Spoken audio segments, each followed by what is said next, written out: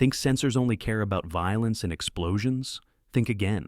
Sci-fi has been shocking audiences and terrifying moral guardians since before your parents were born. The wildest battleground for free expression wasn't courtrooms, but alien worlds and dystopian futures where filmmakers smuggled forbidden ideas past watchful eyes. Ready to discover which mind-bending visions made censors lose sleep? Metropolis, 1927.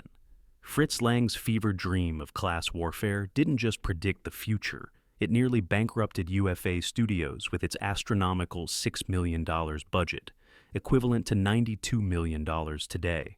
This German expressionist masterpiece shocked audiences with its robot seductress, whose erotic Babylon dance sequence was deemed so provocative that American and German censors hacked away nearly an hour of footage.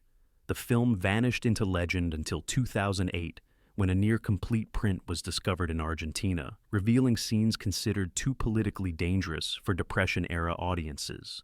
What makes Metropolis revolutionary isn't just its towering cityscape or army of 37,000 extras. It's how Lang weaponized science fiction to critique capitalism when direct criticism could get you blacklisted. The robot Maria, cinema's first major female android, transformed sci-fi sexuality forever. Censors couldn't decide what was more dangerous, her mechanical body or her revolutionary message. Film boards across Europe demanded different cuts, creating at least 5 distinct versions that circulated globally. Influential critic H.G. Wells dismissed it as silly, but the film's DNA is spliced into everything from Blade Runner to Madonna music videos. Metropolis didn't just challenge censors, it created the visual language for how we imagine dystopian futures, all while censors were still struggling to understand what they were even looking at. Sometimes the most dangerous ideas hide in plain sight. The Day. The Earth Stood Still, 1951. Ever wonder what movie terrified the Pentagon enough to monitor its production? Robert Wise's Alien Visitation classic sent government officials into full panic mode with its direct challenge to Cold War paranoia and nuclear proliferation. The film's alien messenger Clayton arrives with a warning: disarm or face destruction. This anti-nuclear message in McCarthy's America was so controversial that FBI agents actually attended screenings, taking notes on audience reactions. What really freaked out censors wasn't just the politics, but the religious allegory. Clayton, who takes the name Carpenter, dies and resurrects in a Christ-like narrative that religious groups called blasphemous. Studio executives tried forcing Wise to cut the resurrection scene, but he threatened to quit. The standoff only ended when preview audiences reacted so strongly that 20th Century Fox backed down. The film's most memorable character, Robot Gort, faced his own censorship battle. His ability to vaporize weapons was considered too terrifying for younger viewers, and several scenes were re-edited to tone down the disintegration effects. Critics initially dismissed it as communist propaganda in disguise, but the film's reputation grew with each passing decade. Even Winston Churchill reportedly requested a private screening, later calling it disturbing but necessary. The Day. The Earth Stood Still didn't just survive censorship, it weaponized sci-fi to deliver a message that couldn't be spoken directly in 1950s America. Invasion of the Body Snatchers, 1956. Don Siegel's paranoid masterpiece got butchered by studio heads who thought audiences couldn't handle its bleak ending. Originally, the film concluded with Kevin McCarthy screaming, "You're next," directly into the camera, a fourth wall-breaking moment so unsettling that test audiences reportedly fled the theater. Panic-stricken executives forced Siegel to add a framing device and hopeful ending, watering down its impact, but inadvertently creating an even more suffocating atmosphere of doom. The real censorship battle wasn't about gore or language, but the film's political subtext. Released during peak McCarthyism, critics couldn't decide if it was anti-communist propaganda or a scathing critique of conformist America. This ambiguity became its shield against censors. When questioned by nervous studio lawyers, Siegel reportedly said, "If they think it's about communists, let them. If they think it's about McCarthyism, let them. Just let them watch it." The The film's pods, replacing humans with emotionless replicas, tapped into deep American anxieties about identity and infiltration. Censorship boards in several states demanded cuts to scenes where pod people emerge from their vegetable cocoons, claiming they were too disturbing for public consumption. Director Siegel later revealed that his cinematographer shot extra graphic emergent scenes, knowing they'd be cut, making the approved footage seem tame by comparison. Film scholar Danny Peary called it the greatest sci-fi film of the 1950s. Yet it was almost shelved entirely when Allied artists realized what they had on their hands. Sometimes the most effective censorship is the kind that teaches filmmakers to hide their true message in plain sight. Them, 1954. Gordon Douglas's mutant ant thriller seems tame today, but it triggered a 3-month censorship battle that nearly killed the project. The original script featured graphic descriptions of victims dissolved in formic acid, their skeletons left behind in pools of human sludge. Warner Brothers executives were so disturbed by test footage that they demanded a complete rewrite, fearing an X rating would kill their summer blockbuster dreams. What makes them revolutionary isn't just its pioneering giant insect effects, but its unflinching connection between nuclear testing and environmental catastrophe. The Atomic Energy Commission, then actively promoting nuclear power as completely safe, pressured the studio to remove all references to radiation causing the mutations. When Douglas refused, mysterious technical consultants began visiting the set, requesting script changes for national security reasons. The iconic sound of the ants, that eerie high-pitched chirping, caused unexpected problems with British censors, who claimed it caused physiological distress in test audiences.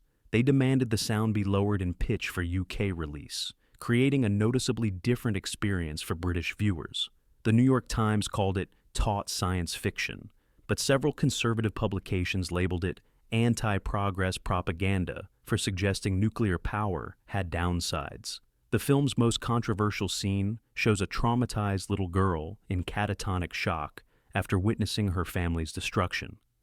Child welfare organizations demanded cuts, claiming it exploited child trauma, but director Douglas held firm, arguing that without this human element, the film would be just another monster movie. Them didn't just survive censorship, it rewrote the rules for how science fiction could address contemporary fears. The Incredible Shrinking Man, 1957. Jack Arnold's existential nightmare about a man dwindling to nothingness faced uniquely bizarre censorship challenges. The original script included a scene where the shrinking Scott Carey accidentally walks in on his wife changing clothes, making him realize she's become a giant compared to him. Studio censors deemed this psychologically disturbing and potentially emasculating to male viewers, forcing Arnold to scrap a sequence that had already been filmed. The film's real controversy came from its philosophical ending, where Carey, now microscopic, embraces the void and finds meaning in his cosmic insignificance. Religious groups claimed this promoted existentialism over faith, with the Catholic Legion of Decency threatening to condemn the film unless changes were made. Universal stubbornly refused, marking one of the first times a major studio defied organized religious pressure over science fiction content. What most viewers don't know is that author Richard Matheson's original novel contains sexual themes about Carey's changing relationship with his wife as he shrinks, all completely purged from the screenplay. Matheson later said, "They kept the body, but removed the soul," though he eventually came to appreciate Arnold's more cosmic interpretation. The spider battle sequence, now considered a classic of practical effects, triggered unexpected censorship in several countries. Japan and Sweden demanded cuts to the scenes where Carey stabs the spider with a pin, citing animal cruelty concerns, despite the spider being mechanical. Critics recognized its brilliance immediately, with The New Yorker calling it the most original science fiction film of the decade. Sometimes the most controversial aspect of a film isn't what you can see, but the philosophical questions that linger after the credits roll. The Fly, 1958. Kurt. Newman's body horror classic got away with shocking content by wrapping it in respectable 20th Century Fox production values, but still faced relentless censorship battles. The original script featured much more graphic descriptions of the fly-human hybrid's deterioration, including a scene where the creature attempts to eat by vomiting digestive enzymes onto food. Studio executives, physically nauseated during script readings, demanded extensive rewrites. The film's most controversial element was its assisted suicide ending, unprecedented in 1950s cinema. The scene where the wife mercy kills her fly-headed husband was so taboo that censors in several states demanded it be removed entirely.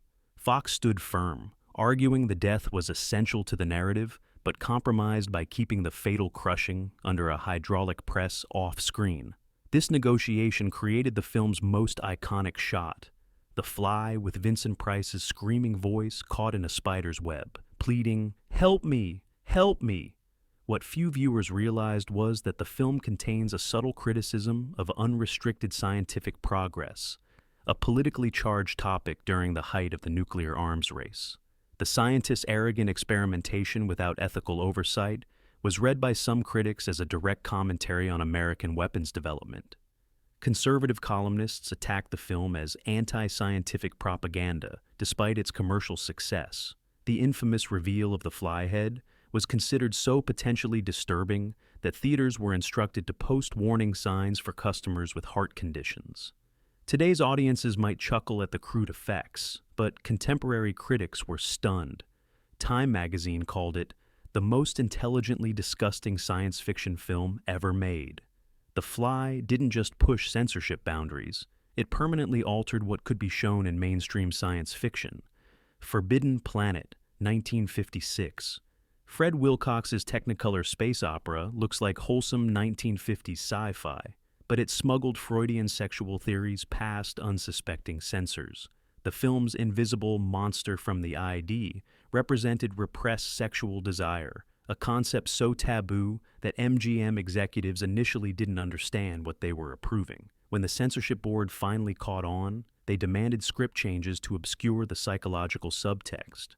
What really triggered censorship concerns was Robbie the Robot's ability to produce unlimited alcohol, a direct violation of the production code's restrictions on showing drinking positively. The studio compromised by adding a line where the robot refuses to make more liquor for a crew member who's had enough, essentially programming prohibition morality into artificial intelligence. The film's most controversial element was Anne Francis' character, Alta, whose revealing costumes pushed boundaries for 1950s science fiction. Multiple scenes had to be reshot with strategically placed furniture after censors objected to her outfits. Francis later revealed that the costume department created over a dozen variations of her signature mini-dress, each showing progressively less skin, to negotiate with increasingly frustrated censors. Forbidden Planet's electronic music score, the first entirely electronic soundtrack in cinema history, faced its own bizarre censorship battle. Traditional musicians' unions tried to block the film's release, claiming the electronic sounds created by Louis and Bebe Baron weren't real music and violated union agreements. The studio sidestepped this by crediting the Barons with electronic tonalities rather than music. Critics recognized its brilliance immediately, with the New York Times calling it science fiction grown up. Forbidden Planet didn't just change how space adventures looked, it permanently expanded what ideas could be explored in mainstream science fiction, all while censors were distracted by robots and ray guns. Soylent Green, 1973. Richard Fleischer's dystopian thriller became infamous for its cannibalism reveal, but the real censorship battle involved its environmental message. The film's depiction of a polluted, overcrowded 2022 was considered so politically charged that distributors in several oil-producing states demanded cuts to scenes discussing fossil fuel depletion. MGM refused, leading to limited release in those markets. What really disturbed censors wasn't the Soylent Green is people twist, but the film's controversial euthanasia scenes. The going home suicide centers where Edward G. Robinson's character chooses to end his life were deemed glorification of suicide by religious groups. The Catholic Film Office threatened to condemn the film unless these scenes were substantially cut. Instead, Fleischer added more religious imagery to the death chamber sequence, effectively neutralizing religious objections by co-opting their own symbolism. The film's most graphic sequence, showing riot police scooping up protesters with bulldozers, triggered unexpected international censorship. Several authoritarian governments, including Spain under Franco, banned the film entirely, viewing these scenes as potentially inciting civil unrest. Ironically, these same governments missed the film's critique of food corporations controlling government. Charlton Heston later revealed that the studio tried to change the infamous ending, fearing audience backlash. Test screenings proved so powerful, however, that executives relented. Critics initially dismissed it as exploitation, with Vincent Canby calling it intermittently interesting, but mostly silly. Its reputation grew with each passing year, as environmental concerns entered mainstream consciousness. Soylent Green didn't just survive censorship, it predicted the very real-world issues that would make its message increasingly relevant. A Clockwork Orange, 1971. Stanley Kubrick's ultra-violent dystopia didn't just challenge censors, it broke them. Initially rated X in America, the film's stylized brutality proved so disturbing that Kubrick himself pulled it from British distribution after receiving death threats. This self-censorship lasted until Kubrick's death in 1999, creating a generation of British film fans who could only access the forbidden film through bootleg copies. The film's most controversial sequence, the home invasion scene set to "Singing in the Rain," was actually toned down from the original shoot. Malcolm McDowell later revealed that Kubrick filmed a much more explicit version, but cut it himself, deciding the implied violence was more disturbing than graphic depiction. This artistic self-censorship created one of cinema's most unsettling sequences. What few viewers realize is that Kubrick deliberately chose to adapt Anthony Burgess's novel without reading the final chapter, where Alex is redeemed. This editorial decision effectively changed the entire message of the story, leading Burgess to publicly disown the film.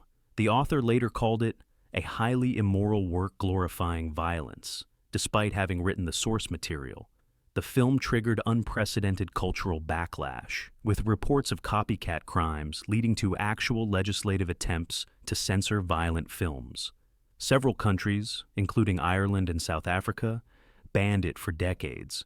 Critics were deeply divided, with Roger Ebert calling it a film which employs outrageous vulgarity, explicit sexual scenes, and hideous violence to make its point.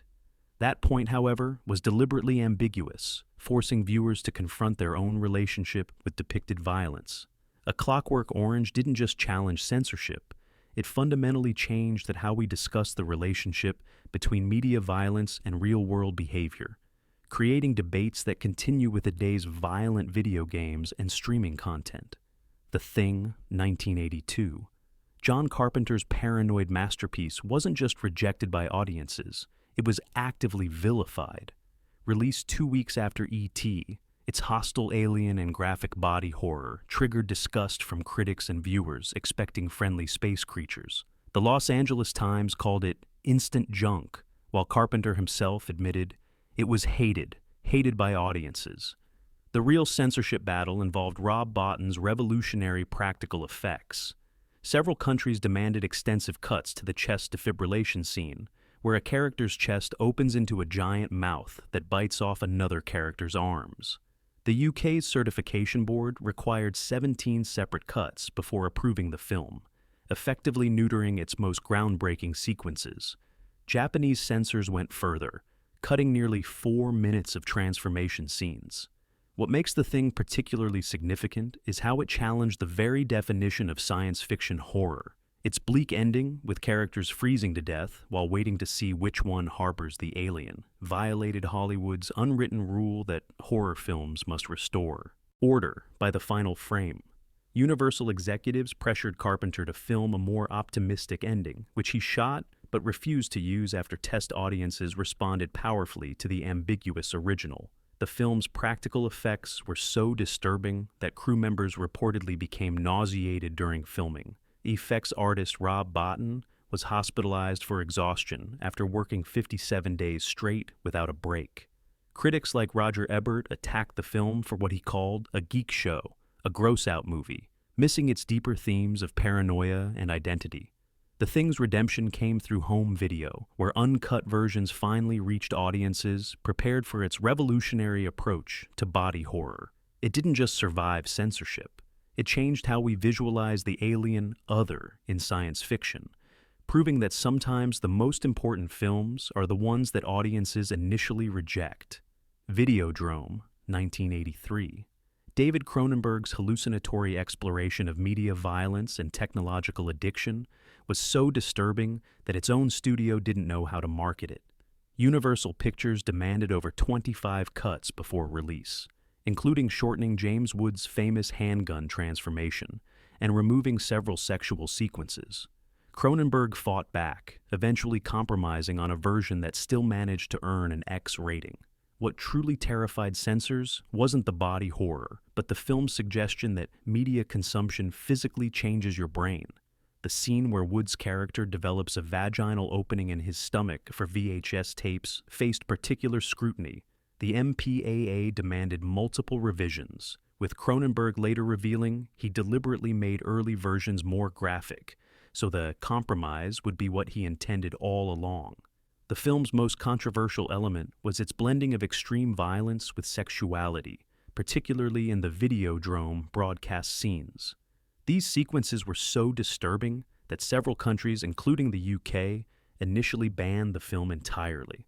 British censors only approved it after cutting nearly 3 minutes of footage, creating a significantly different narrative experience.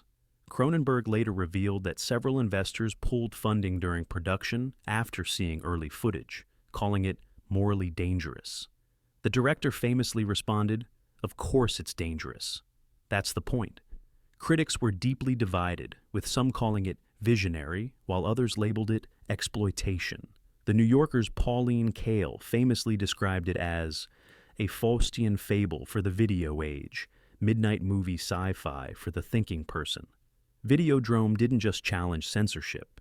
It explicitly made media censorship part of its narrative, creating a meta-commentary on the very boards trying to restrict it. The film's famous line, "Long live the new flesh," became a rallying cry for directors pushing against content restrictions throughout the 1980s. Robocop, 1987, Paul Verhoeven's ultra-violent satire of corporate America and privatized law enforcement, was initially slapped with an X rating, with the MPAA rejecting it a stunning 11 times before Verhoeven made enough cuts to secure an R. The director later released his uncut version, revealing just how extreme the original vision had been. The scene where Murphy is graphically dismembered by shotguns was originally twice as long and far more explicit. What makes Robocop's censorship battle unique is how Verhoeven weaponized fictional media to comment on real media violence. The film's satirical news broadcasts and commercials were so spot on that many viewers didn't recognize them as parody. The "I'd buy that for $1" running gag was originally much more explicit, with censors forcing rewrites of the fictional TV show within the movie. The film's most controversial element wasn't the violence, but its unrelenting critique of corporate America. Several major brands threatened legal action over the film's fictional Omni-Consumer Products Corporation, seeing it as a direct attack on their business models. ED 209's boardroom malfunction, where it graphically kills an executive, was widely interpreted as a metaphor for corporate America's disregard for human life. Robocop's violence was deliberately over the top, with Verhoeven explaining, "American violence is not about just blowing people away. It's about mutilating the body." Critics initially dismissed it as mindless action, missing its satirical intentions. The Washington Post called it a comic book for adults, not realizing this was precisely Verhoeven's goal. The film didn't just survive censorship. It transformed it into a meta-commentary on America's comfort with media violence, while being uncomfortable with its political implications. When asked about the extreme content, Verhoeven simply replied, "In Europe, we're not so uptight about things." Robocop didn't just push boundaries. It questioned why those boundaries existed in the first place. They Live, 1988. John Carpenter's alien invasion thriller looks like B-movie schlock, but its scathing critique of Reagan-era capitalism was so direct that studio executives tried rewriting it multiple times. The The film's iconic subliminal messages, revealed when Roddy Piper puts on special sunglasses, originally contained much more explicit anti-capitalist statements. Phrases like "capitalism is organized crime" and direct references to specific corporations had to be removed after legal threats. What truly disturbed censors wasn't the violence, but the film's unsubtle political message. The aliens, disguised as the wealthy elite, represented unrestrained capitalism itself. Several conservative publications called for boycotts, with the National Review famously labeling it dangerous Marxist propaganda disguised as science fiction. Carpenter later said, "If they understood what I was really saying, they would have banned it outright." The film's most controversial scene, a 6-minute alley fight between Piper and Keith David, was nearly cut entirely. Studio executives thought it was unnecessarily long and brutal, missing its symbolic representation of the difficulty in making someone see systemic exploitation. Carpenter refused to cut a single frame, threatening to remove his name from the film if altered. They Live's famous line, "I have come here to chew bubblegum and kick ass," and "I'm all out of bubblegum," wasn't in the original script. Piper improvised it on set, and censors initially flagged it for removal, fearing it would encourage violent behavior. The line stayed and became the film's most quoted moment. Critics completely missed the point on release, with the New York Times calling it uneven and predictable. Its cultural impact grew over decades, with artist Shepard Fairey directly crediting the film for inspiring his OBEY clothing line and iconic Barack Obama HOPE poster. They Live didn't just survive censorship. It created a visual language for recognizing propaganda that activists still use today. Starship Troopers, 1997. Paul Verhoeven's military satire was so misunderstood that many viewers thought it was promoting the fascism it was actually mocking. The film's propaganda sequences, designed to mirror Nazi filmmaker Leni Riefenstahl's techniques, were so effective that several military recruiters tried using clips at high school events, completely missing the satire. Sony Pictures executives, realizing too late what Verhoeven had created, tried to re-edit the film to emphasize action over political commentary. The censorship battle wasn't about violence, but ideology. The MPAA initially gave it an NC-17 for the co-ed shower scene, despite the lack of sexual content, revealing more about American prudishness than the film itself.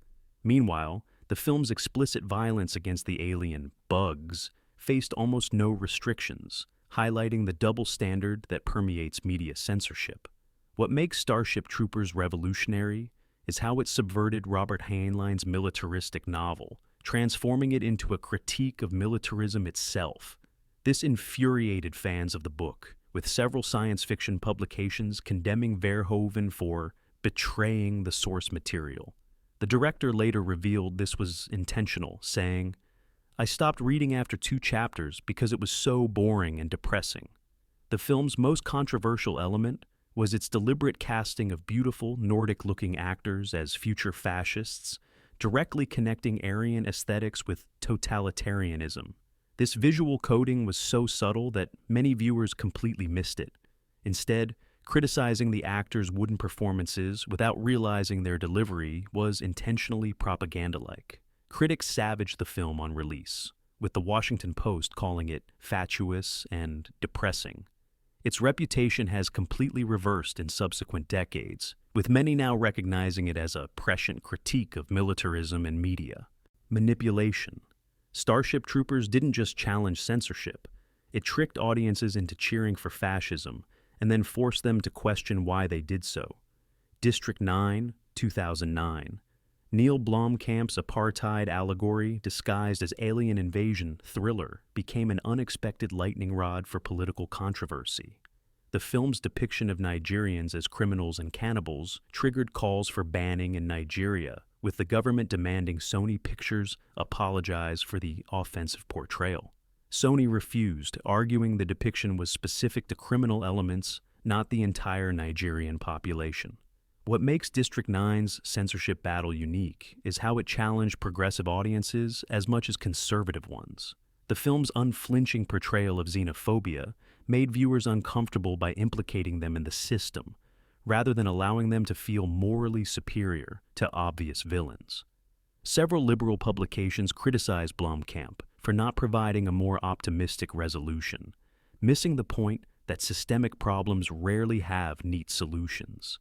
The film's documentary-style footage of aliens being abused was so realistic that several humanitarian organizations initially thought they were watching actual footage of human rights violations with CGI aliens added later. Blomkamp achieved this by basing many scenes on real apartheid-era footage, creating an uncomfortable mirror to recent history. South African audiences had particularly complex reactions, with some criticizing Blomkamp for airing dirty laundry, while others praised him for confronting lingering social divisions. The film was briefly banned in several districts until intervention from the post-apartheid government, who recognized its artistic value despite controversial content. Critics almost universally praised it, with Roger Ebert calling it the most imaginative film since 2001, A Space Odyssey.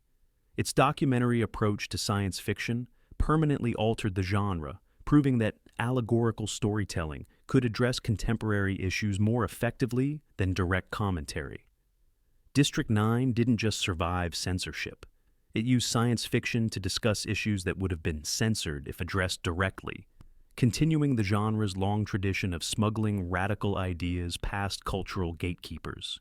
Think these films pushed boundaries?